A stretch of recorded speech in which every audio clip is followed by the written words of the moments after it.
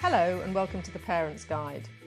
This is where you'll find out what's going on in schools and hear some of the key issues being discussed from the parents' point of view. If you have school-aged children, this programme is for you. We'll be focusing on health and well-being in primary schools with two parents, Zoe Pickering and Anne-Marie Morris-Daly. Hello. We're also joined by education consultant Meg Martin, who has a great deal of experience in primary schools. Hello. We've been looking at some programmes from Teachers TV and we'll be showing some extracts during our discussion. These programmes were made for teachers, but they also open up a window for parents to look into classrooms and see what's going on in schools today. The first programme, called Waking Up, looks at physical activity and how it relates to children being ready to learn. In the clip, we visit Eid Primary School, where everyone skips for 10 minutes a day.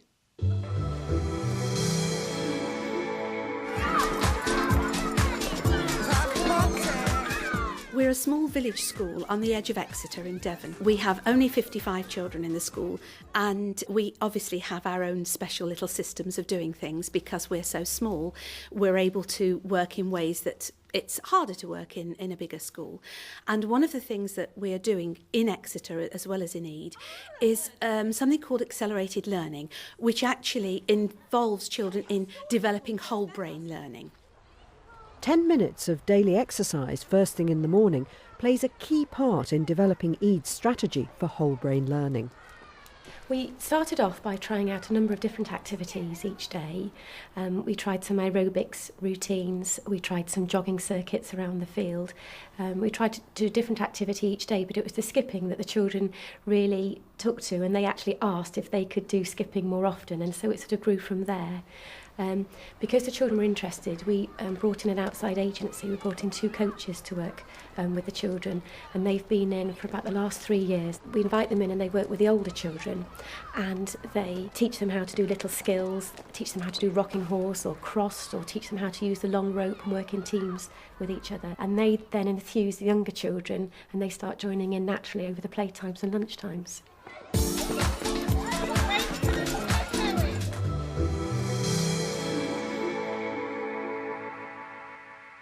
Anne-Marie, skipping and achievement, does that make sense to you? Well, I think there's something in what she's saying. Obviously, I think that boys in particular can give up quite easily when they find something quite difficult, and bringing that example of, you know, trying to learn to skip into the classroom and explaining to them the challenges that they've overcome, well, actually, it's a good way of them understanding that they can do well if they put their minds to it. So do you like the idea of sort of a burst of physical activity to start with? Oh, definitely a good wake-up call in the mornings, definitely. I mean, look at us, we drink coffee. They really do need something just before lessons start to just remind them, yep, wake up, get your thinking heads on now, get into gear. I think it's crucial. Is there a link, a proven link, Meg, between physical activity and brain activity? There is. In some of the rest of the programme, they actually show that they measured literacy scores as well as self-esteem scores, and there was more progress in 5 months. It was the equivalent of sort of 12 to 14 months worth of progress. And if you think about it biologically, something like skipping is shooting, oxygen around the body. It's getting them going, getting them waking up, getting them coordinated, and getting them tuned into doing something together as well. Anne-Marie, this isn't going on in many schools, is it? I mean, are you aware of it as a parent? No, not at all. And I think that's one of the things, is that you've got schools that have really good practices and really are kind of thinking about children and in a child-centred way, and put in these kind of little initiatives. And it really doesn't take much science to introduce skipping or any other activity within a school day.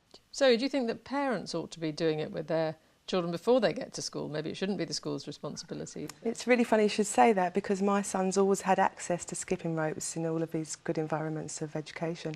And I've never seen him ever go and touch one or pick it up. It's not something that he would pick up as a boy. He's quite like that. But then last night I took him boxing, where the coach and there's a champion in the boxing club as well who showed them boxing style skipping, where the children was from 9+, all boys.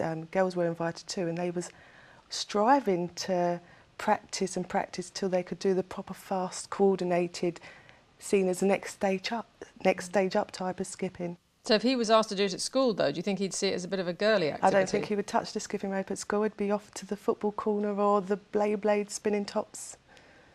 That's an interesting point, isn't it, about the difference between boys and girls, because we hear a lot about their self-esteem at school and so on. I mean, do we need to find other ways of engaging boys? In the clip that we've just seen, they're starting at a very young age, and that's great to break down sort of stereotypical barriers there, to use male role models. Boxing, most boxers are superb skippers. Definitely. And they're also quite sort of, strong guys. If we can use external support specialists to come into schools as well to work on those sorts of areas, it will help if there isn't the capacity within the school itself. Anne-Marie, are you conscious of trying to sow these sort of seeds at home before your children even get to school? Yeah, we've got skipping ropes at home, but not that my son uses it very much. I think what was crucial about the clip was that the school actually chose the activity that all the children wanted to do. So it wasn't that it was enforced on them. They tried a range of things, and I think for any school, if they took that approach, then that would be the most successful way of introducing it. OK, well, we're now going to look at what happens in the afternoon, and our next clip is about what to do when children start flagging in the afternoon. It's taken from a programme called Staying Awake and features Ryden Primary School, where pupils do seated sports. Now, the first thing you do is we're going to do a seated run. And when you run on your chair, your bottom stays exactly where it is, and your feet are not allowed to touch the floor. This is one of several activities called Take 10. They're designed to be dropped into lessons any time the teacher wishes. Your legs and your arms are like this, so you've got to run like that. Okay, let's go. Get your feet off the floor. Keep going.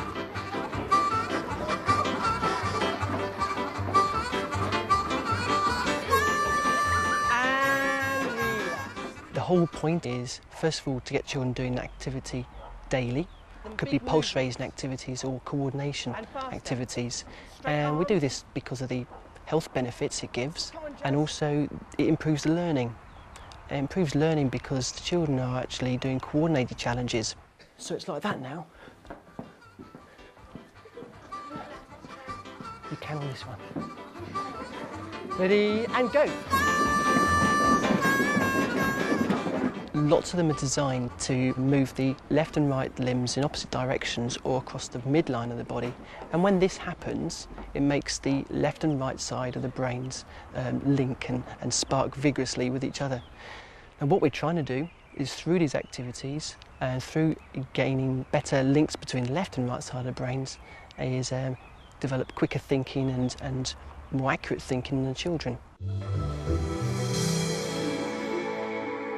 Zoe, do you think we've been ignoring the link between physical activity and brain power in our drive towards higher standards? I found that quite interesting because the point of the learning objective to connect the brain and wake them up, I agree with the actual exercise there, unless the school is minute and tiny. I just find that a bit pointless. So you'd rather see them outside doing sort of more PE rather than having the odd 10 minutes here and there in the middle of a lesson? Yeah, but if he really felt the need that they needed to wake up after lunch and move around, why not do 10 minutes of the same routine of a dance movement every day? Anne-Marie, what did you think? That was a less structured approach. I mean, the teacher could drop it in whenever they wanted in the lesson. It could easily be dropped in and have less sort of disruption in terms of taking them out or whatever and getting them right back into study. So it was a good little kind of few minutes wake up call, release the brain and then get back into things. So I felt that it was appropriate and user friendly for teachers in any classroom You can setting. sympathise with the kids a bit, can't you? They've had this delicious school dinner, Yeah. and then they've got to sit through an hour-long lesson. Do you think that's too much in a way? The lessons are too long and they need to be broken up a bit? If lessons were shorter, more impact and broken up a bit, chopped and changed, so it kept them engaged the whole time, I think could work really well within the Meg, classroom. what do you think about that? Do you think that there's children do so little activity often outside of school that being stuck in a lesson for lessons for 5 hours is only compounding the problem? I think there's lots of issues we're picking up here. I mean, one is that lessons don't have to be 1 hour long. Every school will organise theirs according to the youngsters, and some subjects may have longer lessons than others. With the guidance nationally, we're trying to get sort of 3 parts to every lesson: the introduction, the objectives, the doing of the activities, and then very much a recap. And so for some subjects that will take a longer period of time. But I think the principle of actually having short stops is something probably as adults we'd appreciate. If I was addressing a big group, you know, after sort of 20 minutes, I'd probably say, well, let's just everyone stand up, move around, have a quick breather and sit down again. We tend to do that naturally. Do you think it's important for children to see adults as role models doing this sort of thing? I mean, if they knew that all their parents went to work and spent 10 minutes in the afternoon sort of jigging up and down at their desks, would they just take it for granted? I think we've got a culture here where we've got to change adult behaviour. We've had historically certain nations enforcing a very rigid, you think of some of the, you know, the Oriental nations that have had national lunchtime, you must do exercises. That's probably a bit too rigid. But to just have it as a normal thing that you all exercise at different points during every day would help hugely in getting over this sort of barrier. Well, now we're going to look at the importance of what we eat, and in the next clip we look at food and fitness. At St Peter's Church of England Primary School in Nottinghamshire, it's the heart of school life and the passion of head teacher David Madison and catering manager Jeanette Orry. I like carrots and salad.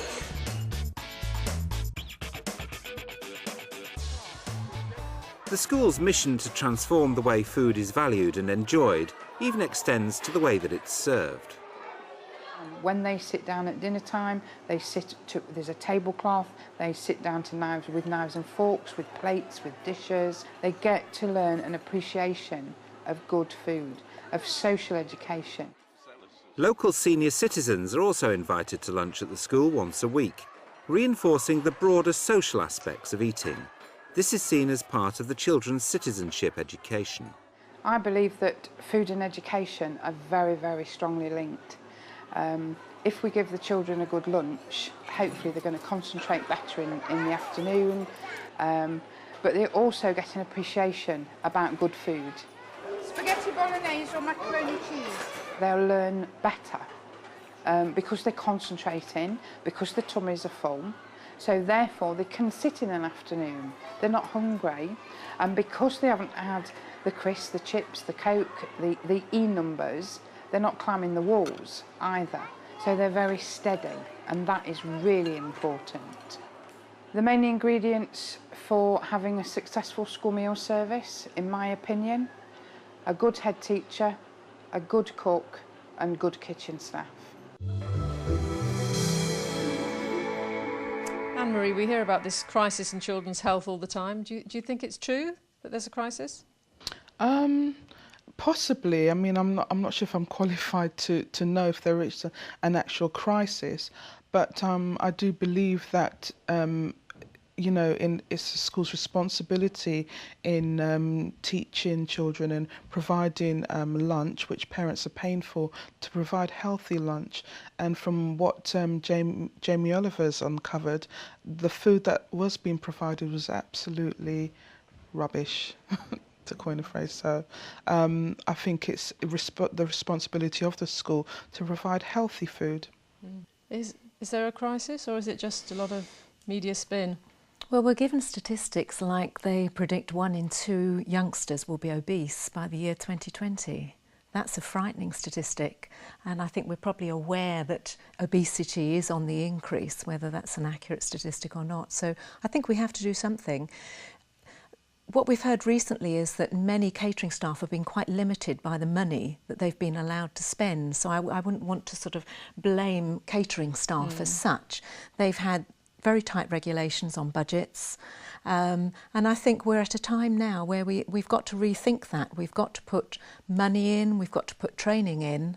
I think it's a joint responsibility between home and schools, because if we're promoting certain messages within the curriculum, it's going to have some tension in the home if they're totally contrary to what homes are eating.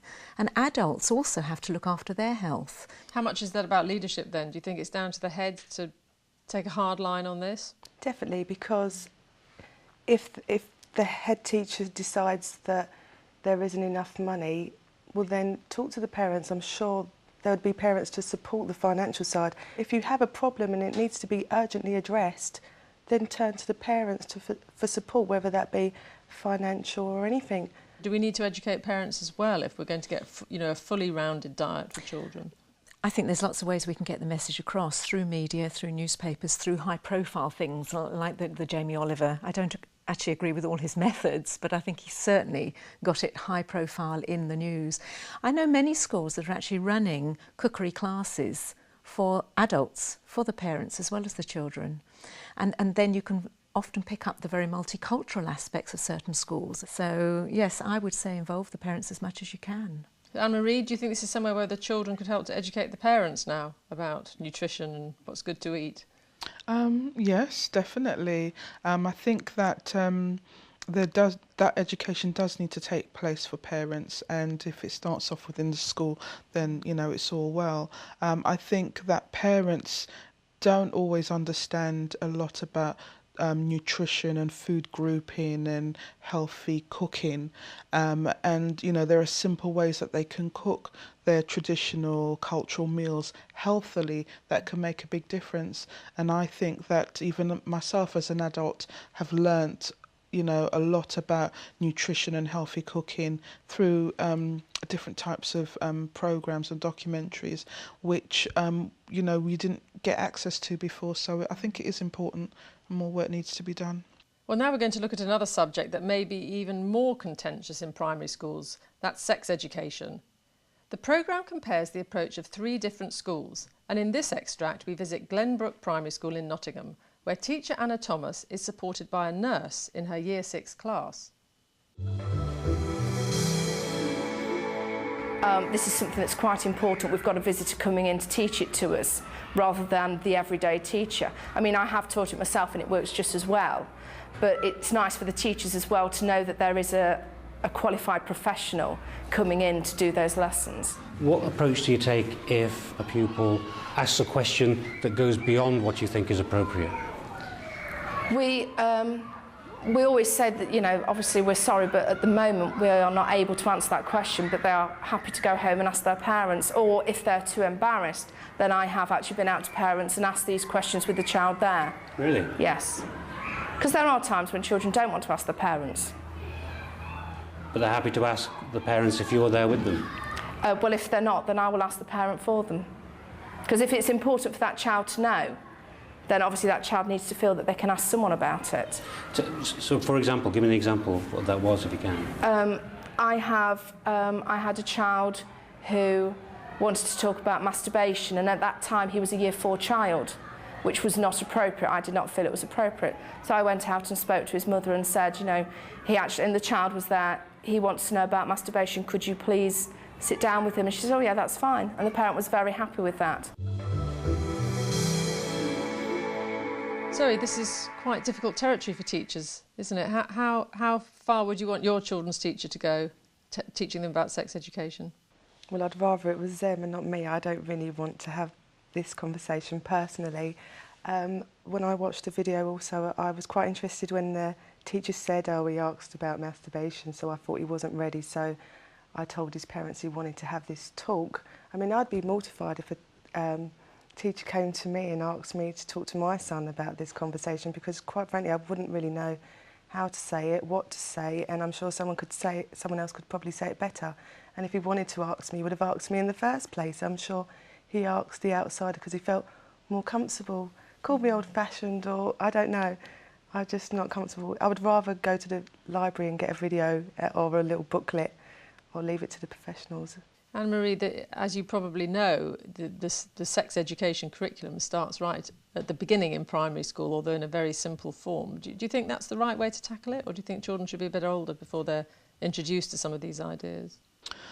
No, I think it's right. I think it's as long as it's age appropriate and it's done in a sensitive way, and you know, it's not sort of contravening any kind of exposure to children that they're not really ready for.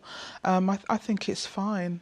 But are you happy to leave it to the schools? I mean, how much do you want to know about what they're teaching you and the I children? want to know. As a parent, I would want to know. I want to know what is going to be covered and when my child will know whatever, because I'd like to also be take part in it and discuss things with my child and you know really be responsible for my child's development and knowledge in that area. It's an interesting point, isn't it? Because it's one of the few areas that schools are supposed to consult with parents, aren't they, in drafting the policy and communicating it to parents. And yet many parents probably don't know what is going on in their children's school. I think many parents feel embarrassed, uninformed, worried about talking about these things with the youngsters, and same for some teachers. And I think that the clip we've just seen showed that for some people and some health professionals, they felt concerned about it. And yet I think it's such a shame. We shouldn't sensationalise this part, and we should emphasise that it's relationships and sex education. And if we talked on those terms, I think people would feel far more comfortable. Do you think schools do have a long-term role, though, in areas, for example, like teenage pregnancy? I mean, what difference can it make at primary school to the overall statistics, maybe 10 years later? I think a huge difference. I mean, we are part of the 10-year teenage pregnancy strategy.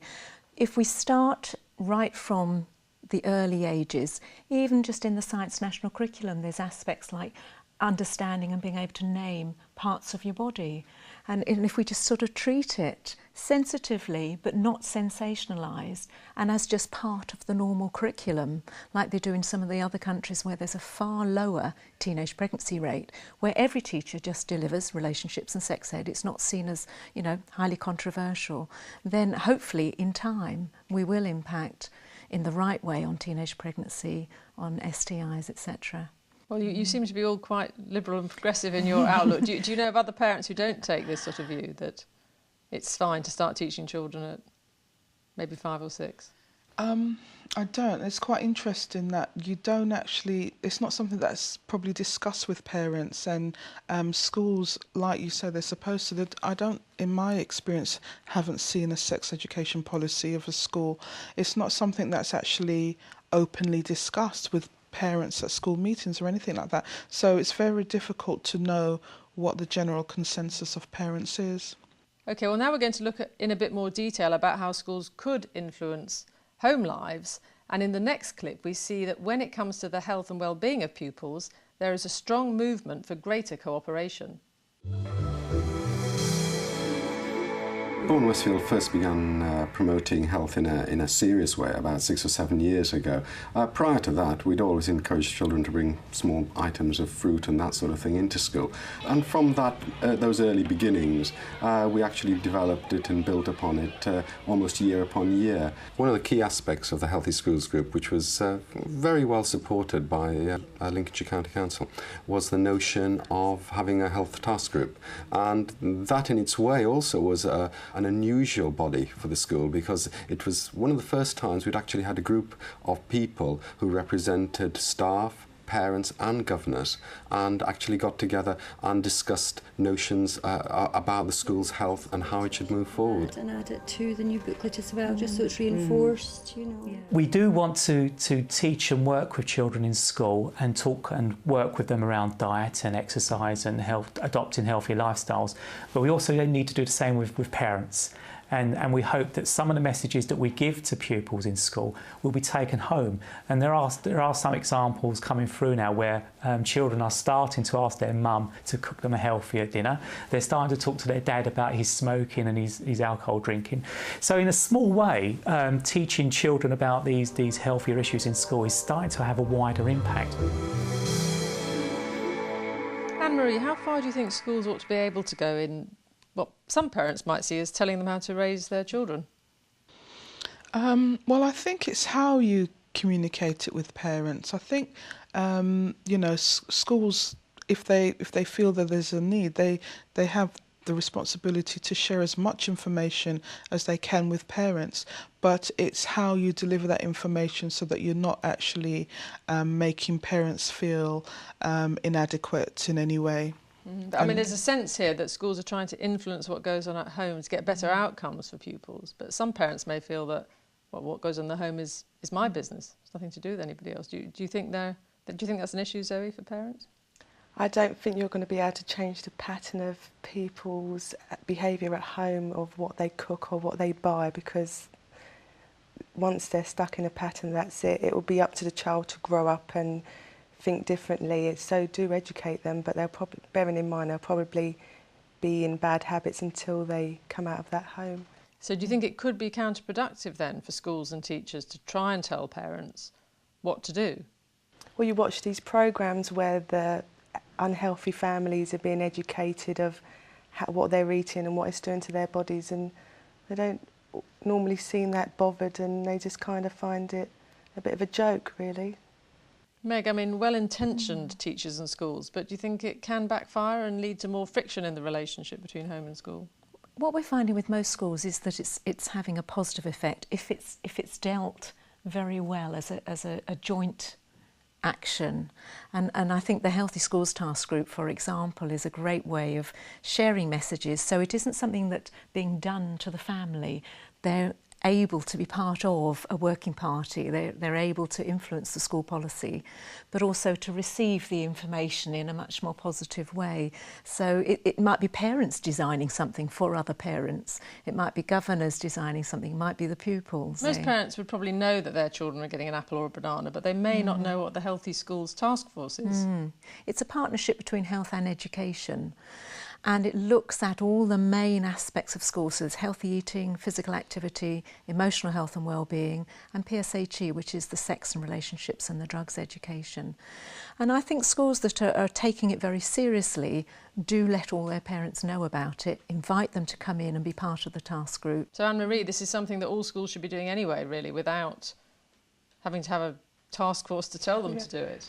Yeah, I think so. I think that a lot of the time school do undertake, you know, what they're supposed to be doing, but they're not always communicating it with the parents, and they're not always getting them involved, and that's where, you know, the learning can take place, and that's where it can actually filter into the homes of the families if they actually involve the parents a bit more.